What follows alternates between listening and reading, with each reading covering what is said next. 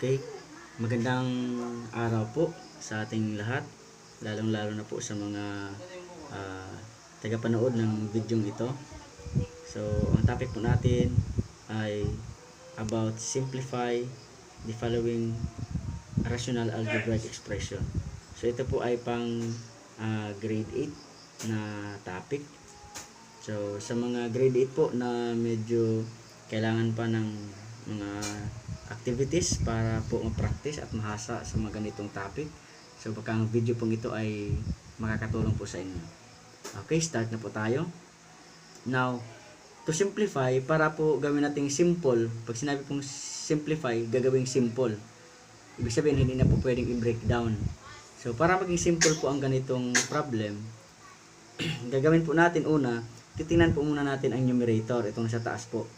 Ito po ba ay pwede pang i-factor o gagawa natin ng factors? So kung pwede ay gagawin na po natin. So sa sample po natin, we have 4a plus 8b. Ito pong numerator, yung sa taas po.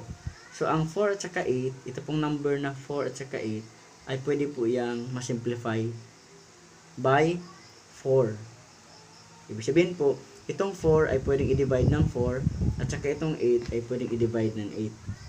Then, kung titingnan po natin yung mga letter o yung mga variables, sila po ay iba-iba. Ibig sabihin, wala po silang common. Unlike sa number na 4 at 8, meron po silang common, sila po ay divisible by 4. Ibig sabihin, pwede po silang ma-divide ng 4. Okay, pwede po silang i-divide ng 2, pwedeng i-divide ng 1, pero doon po tayo sa pinakamalaki, yung tinatawag na greatest common factor. Pag sinabing greatest po, doon po tayo sa pinakamalaki pipili. So, 4 po ang pinakamalaki dyan. So, 4a divided by 4, so ang matitira po ay a na lamang po. Okay po. Bakit? Kasi pagka 4 divide ng 4, makakancel po ang 4, mawala ang 4, a po ang natira. So, ito po yon. Then, plus, then kung ang 8 i-divide ng 4, that is 2. So, mawala ang 8, matitira ay 2. Then, may tira pong b. So, b po dyan. Now, since na-factor na natin dito sa taas, ang 12 din ay ating pwedeng i-factor natin, pwede ding hindi. So, kung i-factor natin, ang 6 ay, ang 12 ay may factor na 4 times 3.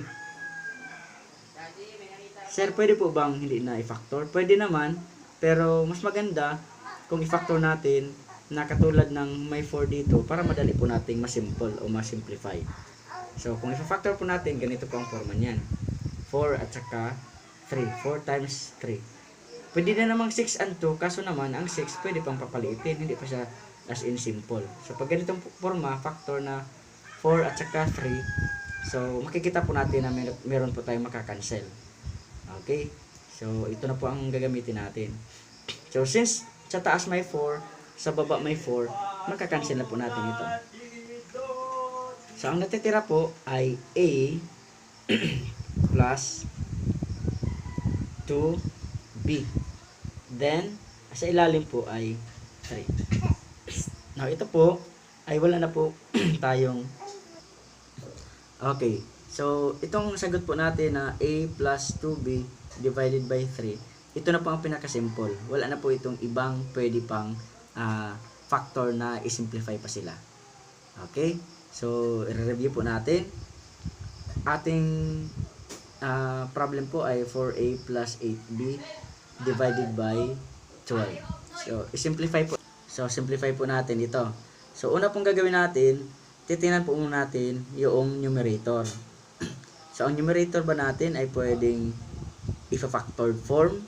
Pwede ba silang meron ba silang common? Meron ba silang kapareho sa part dito at saka dito na iisa lamang? So, titingnan po natin yung number. 4 dito at saka 8 dito. So, ang 4 at saka 8, pwede silang i-factor. So, hahanapin po natin yung tinatawag na GCF o yung pinakamalaking factor nila sa dalawang ito. So, ang pinakamalaking factor po nila ay 4. May madami po yung factor. Sa 4, pwedeng 1, pwedeng 2. Sa 8, pwedeng 1, pwedeng 2, pwedeng 4. So, since ang hinahanap natin ay pinakamalaki, So, ang 4 po ang nababagay po doon. Kaya, ito na po yung 4. Then, itong 4a, kapag ka-divide itong 4, matatanggal po ang 4 dito. Matitira po ay a. So, ito po yun.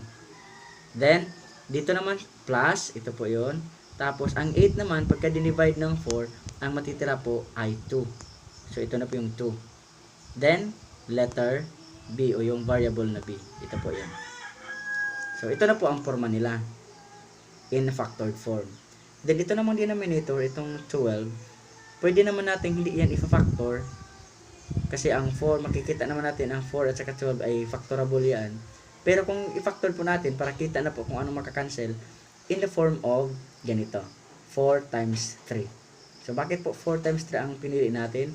Para makita po natin yung 4 na pwedeng i-cancel sa taas at saka sa baba. Para hindi po tayo mahirapan mag-simplify. So, ito na pang pinili natin, 4 times 3. Ang resulta po niyan, 12. So, ito po yung kanyang factored form. So, kung meron ka na pang ganito, kitang-kita na po na yung 4 sa taas at 4 sa baba ay pwede natin tanggalin. So, tanggal na po. Nung natanggal na po ang 4 sa taas, nawala na po siya. So, pagka nawala siya, ito na po yun. Then, ang 4 sa baba, nawala. Ang natira ay 3. Ito na po yun. So, ang ating sagot ay A plus 2B all over 3. Thank you po.